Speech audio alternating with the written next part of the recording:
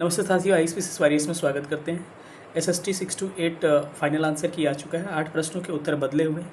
बहुत सारे ऐसे प्रश्न हैं जिसके उत्तर नहीं बदले हैं, उस पर भी हम थोड़ा सा बात करेंगे। बाकी कट ऑफ को हम ये देखेंगे कि कट ऑफ कितना जा सकता है आपको। चलिए सेशन को स्टार्ट करते हैं। जो लोग नए होंगे चैनल को सब्सक्राइब करेगा, पुराने लोग अधिक से अधिक वीडियो को शेयर करेगा। 8 प्रश्नों के टोटल उत्तर जो है बदले हुए हैं। उन 8 प्रश्नों को हम लोग देखेंगे किस किस प्रश्न के उत्तर बदले हुए हैं। उसके बाद एसएसटी का मैं कट ऑफ के बारे में थोड़ा सा डिस्कस करूँगा। चलिए देखते हैं कि किस किस का प्रश्नों के उत्तर बदले हैं। हिस्ट्री में मात्र 2 प्रश्नों के उत्तर बदले हुए। प्रश्न संख्या 1 है कि 16 नंबर है क्वेश्चन कि पंजाब में 1816 के फुल्का विद्रोह का नेतृत्व किया था किसने। तो अब इसमें जो है कह रहा है कि उपयुक्त में से कोई नहीं इसका करेक्ट आंसर होने वाला है। तो इसका आयोग ने आंसर ई ले लिया है, तो इसको थोड़ा सा ध्यान रखिएगा कि इसका आंसर क्या हो जाएगा, ई करेक्ट हो जाएगा। एक ये प्रश्न था जिसमें किस घटना से राष्ट्रसंघ के प्रभाव और अधिकार में गिरावट की शुरुआत हुई है। इस प्रश्न का उत्तर आयोग ने ऑप्शन डी ले लिया है। तो उपयुक्त में से एक से अधिक कह रहा है कि इसमें बी और सी क्या होगा, करेक्ट होगा। इस हिसाब से इसका क्या होगा, ऑप्शन नंबर डी इसका करेक्ट होगा। More than one is correct. अगला क्वेश्चन देखते हो। तो हिस्ट्री में 2 प्रश्नों के उत्तर बदले हैं।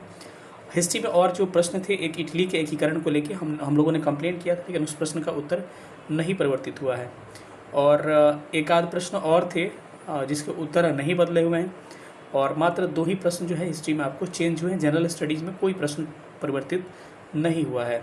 चलिए देखते हैं इसमें इकोनॉमिक्स में जो प्रश्न के उत्तर बदले हुए हैं। इसमें निम्नलिखित में से कौन सा विश्व स्तर पर लोगों को जोड़ने में भूमिका नहीं निभाता है। तो इसमें से आयोग ने ऑप्शन ई लिया है। उपयुक्त में से कोई नहीं, इसका आंसर करेक्ट होगा, ये लिया गया है। अगला प्रश्न है आपको कि निम्नलिखित में से कौन सा एक जल विद्युत का नुकसान है। तो जब भी ऐसे प्रश्न आए तो आपको कॉमन सेंस लगाना चाहिए, और कभी भी ऐसे प्रश्नों के उत्तर आयोग जो है एक से अधिक ही लेता है। देखिए पहले कुछ और लिया गया था, लेकिन अभी क्या कर रहा है, उपयुक्त में से एक से अधिक ले गया। कोई भी उद्देश्य पूछे, कोई भी नुकसान पूछे, तो किसी भी प्रश्न में उत्तर उसका जो होता है मोर देन वन ही क्या होता है, करेक्ट होता है। तो आप लोग भी दिमाग लगाइए, कभी ऐसे सवाल आते हैं, उद्देश्य पूछे, योजना का उद्देश्य पूछे, किसी चीज़ का पर्यावरण प्रदूषण के बारे में पूछे, किसी चीज़ का फैक्टर पूछे, रीज़न क्या है, तो उसमें हरदम ई के साथ जाइएगा ना, तो आपको सबसे अधिक फ़ायदा ई के साथ ही होने वाला है। तो आगे से थोड़ा सा ध्यान रखिए कि इन प्रश्नों को जो बच्चे ई लिए होंगे, डी लिए होंगे, मतलब ई नहीं मतलब डी लिए होंगे, मोर देन वन मैं कह रहा था, डी लिए होंगे, जो डी लिए होंगे उनको बहुत फ़ायदा हुआ। वो चलिए अगले क्वेश्चन को हम लोग देखते हैं। अगला क्वेश्चन आपको दिख रहा होगा, कह रहे हैं कि निम्न में से कौन सी व्यवस्था प्रत्येक व्यक्ति को अपना स्वयं का उत्पीड़न होने का अधिकार प्रदान करती है। तो इसमें से भी उपयुक्त में से एक से अधिक लिया गया है। तो आपको डी यहाँ भी लेना फ़ायदेमंद हो। जहाँ दिमाग ज़्यादा काम नहीं करे वहाँ पे डी के साथ आप जा सकते हैं, उसका बहुत बेनिफिट आपको देखने को मिलता है। चलिए अगले क्वेश्चन पे हम चलते हैं। अगला क्वेश्चन क्या है, अगला क्वेश्चन पॉलिटी है। पॉलिटी में ज़्यादा चेंज हुआ है, देख लेते हैं टोटल कितना चेंज हुआ है। निम्न में से किसने परिभाषित किया था कि लोकतंत्र एक ऐसा शासन है जिसमें प्रत्येक का एक भाग होता है।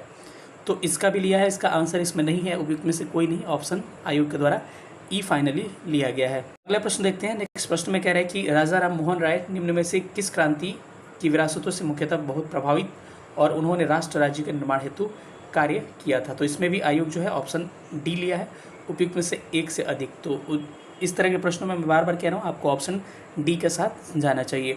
अब चलिए हम लोग थोड़ा सा कट ऑफ पे बात कर लेते हैं, कट ऑफ कितना किसका जा सकता है। तो चलिए हम लोग देखते हैं कट ऑफ के बारे में। चलिए मैं लिख के ही बता दे रहा हूँ कि कट ऑफ क्या जाएगा। इसका जो है आपका अगर ईवार कैटेगरी से है तो इधर ईवार लिख दीजिए, इस साइड में मेल लिख दीजिए, ईवार इधर कैटेगरी हो गया, आपको कैटेगरी यहाँ पर मेल लिख दीजिए और यहाँ पर फीमेल लिख दीजिए। तो इसमें आपका कट ऑफ जो होगा ईवार का जा सकता है 79 से लेकर 82 के बीच में, ठीक है। तो ईवार वाले जो भी 79 to 82 के बीच में है वो एकदम सेफ़ है, उनका रिजल्ट मैक्सिमम पॉसिबिलिटी है उनका रिजल्ट हो जाएगा।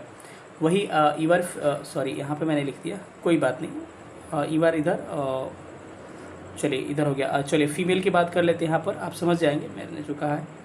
ईवार में तो कुछ होता नहीं है मेल फीमेल, तो मान के चलिए इधर ईवार लिख दे रहा हूँ, उसके बाद से यहाँ BC में लिख दे रहा हूँ, और ईवार के बाद से EWS लिख दीजिए, ईवार हो जाएगा। उसके बाद से EWS हो जाएगा, EWS के बाद से BC हो जाएगा, BC के बाद से EBC हो जाएगा, EBC के बाद से SC हो जाएगा, और SC के बाद ST, और फ्रीडम फाइटर का अलग से मैं बता दूंगा।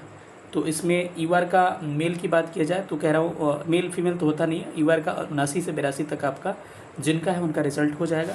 वही फीमेल की बात किया जाए तो फीमेल का लगभग मान के चलिए कि 71 to 74 के बीच में जिनका है उनका रिजल्ट हो जाएगा। EWS में मान के चलिए कि आपका 74 से लेकर 77 के बीच में है तो आपका रिजल्ट श्योर हो जाएगा। वही EWS फीमेल में अगर है आप तो मान के चलिए 67 से लेकर 70 पे आपका रिजल्ट हो जाएगा। अगले कैटेगरी चलते हैं BC में, तो BC में भी वही रेंज मान के चलिए लगभग 74 से 77 मेल का, और फीमेल का मान के चलिए 67 से 70 के करीब में, 68-70 के करीब में मान के चल सकते हैं। EBC में चलते हैं, तो EBC में मान के चलिए आप 71 से लेकर 74 मेल है तो, और अगर फीमेल है आप तो मान के चलिए 64 से लेकर 67 के बीच में आपका रिजल्ट हो जाएगा। अगर SC कैटेगरी से बिलोंग करते हैं तो ST से मान के चलिए 61 से लेकर 64 के बीच में मेल है तो रिजल्ट हो जाएगा शेड्यूल कास्ट में, और फीमेल है तो 49 से लेकर 52 में आपका रिजल्ट हो जाएगा।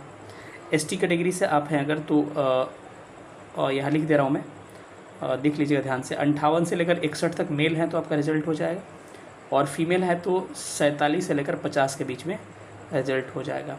तो स्क्रीनशॉट लेना चाहे तो आप लोग ले सकते हैं। बाकी फ्रीडम फाइटर का मैं बता दे रहा हूँ, उनका भी देख लीजिएगा आप लोग। फ्रीडम फाइटर का मान के चलिए, फ्रीडम फाइटर का अगर आपके 52 से लेकर लगभग 53 से लेकर 56 नंबर के बीच में है तो आपका रिजल्ट हो जाएगा। तो सेशन कैसा लगा सब लोग बताइएगा। बाकी अपना मार्क्स भी आप कमेंट कर सकते हैं। मिलेंगे अगले सेशन में, तब तक अपना ख्याल रखिएगा। सेशन देखने के लिए बहुत बहुत धन्यवाद। Thank you so much.